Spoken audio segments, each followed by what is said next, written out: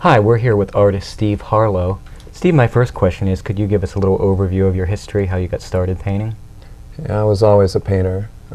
Used to draw as a kid and draw in the sand, draw with chalk on cement, and that was painting to me. I think I first encountered paint in kindergarten and didn't like it much, but I knew I was an artist. My whole life has been about deciding what that meant. You know, being an artist has taken very, very many forms during my life.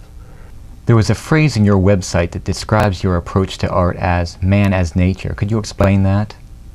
Yes.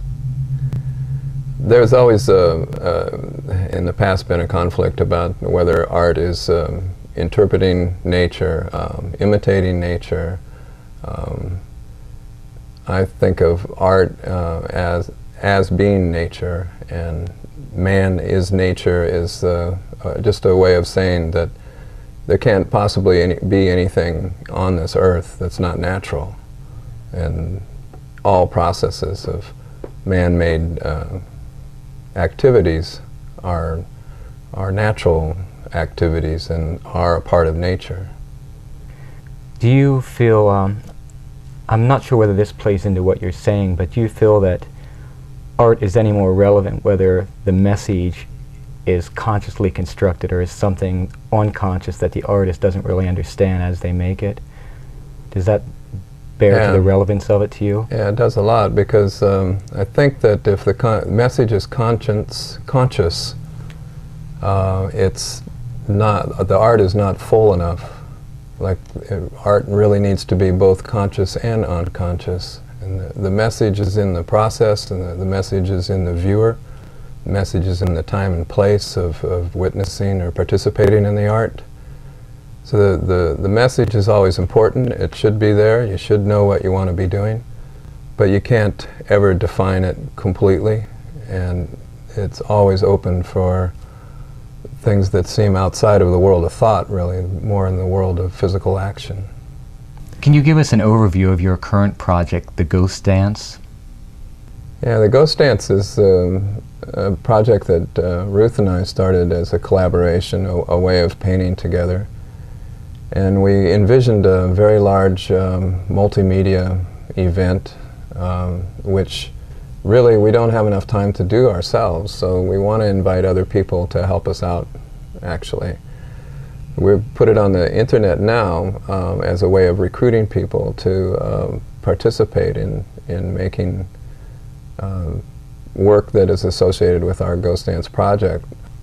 The Ghost Dance is about making life-size figures, or figures that represent yourself as a ghost dancer, and then having those figures cut in pieces, really, and interchanged with other people's figures of themselves as a metaphor for how we all belong to life on Earth here. We all have the same patterns of biological life, and that there's a flow of energy, a flow of materials that manifests our being.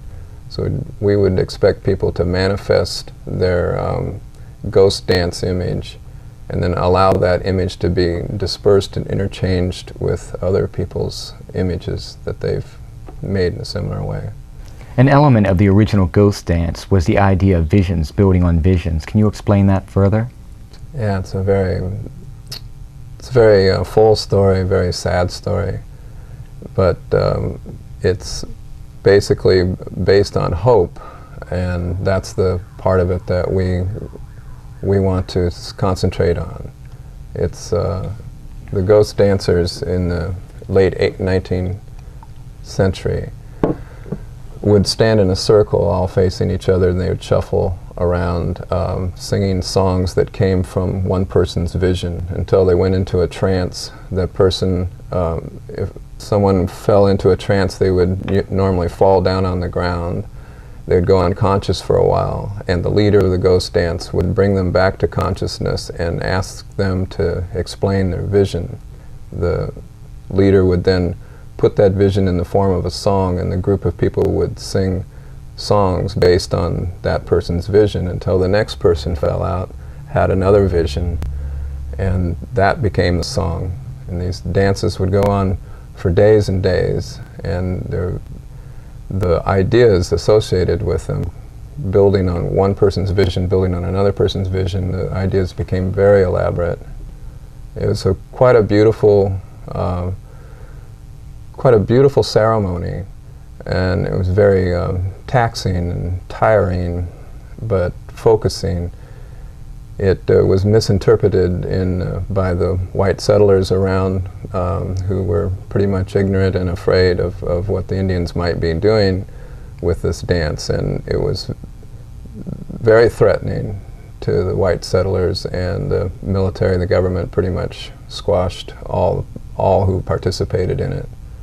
We'd like now to resurrect some of the form, and particularly the hopefulness that they felt in performing this ceremony, and try to translate that into art now. I understand the ghost dance has a relationship to the story of Wounded Knee, which a lot of people have heard of. Yeah, it does. Very tragic one.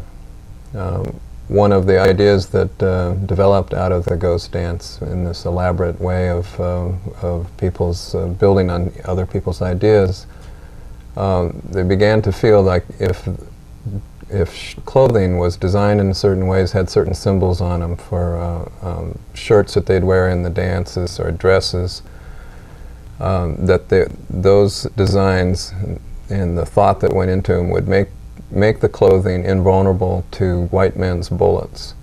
The Indians wearing shirts like that with the concept that they wouldn't be killed by bullets were a little more willing to put themselves in a situation where they could be shot at by the military. And one of those was Sitting Bull's people at Wounded Knee. Sitting Bull, incidentally, had gotten interested in the ghost dance after he came back from Europe and North America touring with the Wild Bill Cody Wild West show. Then got into the ghost dance and became,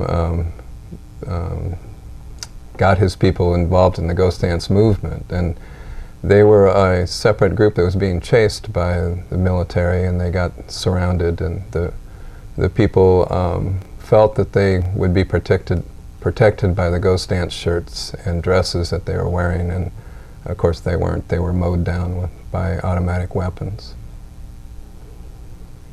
For people out there who would be interested in participating in your ghost dance project, how would they go about it? They could go to ghostdancers.com, check out what we've done there, and we'll have instructions on how they can make their own ghost dancers images that can be used in that project. They can also, once they understand the format, and if they're interested, they can make their own ghost dance on their own websites, and we'll participate with them.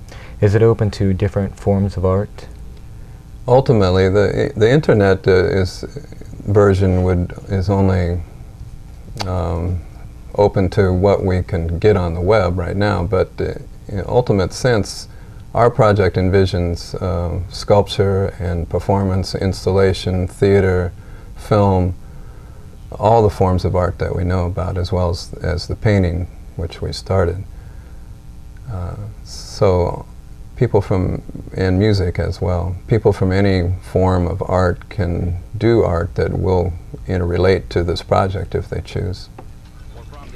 In St. Peter's Square, a hotel in Washington. It's a very public comment on the nuclear disaster, and Noble will tell you what he had to say. He harassed and subjugated and tortured his wife. The old man was drunk, fell down in his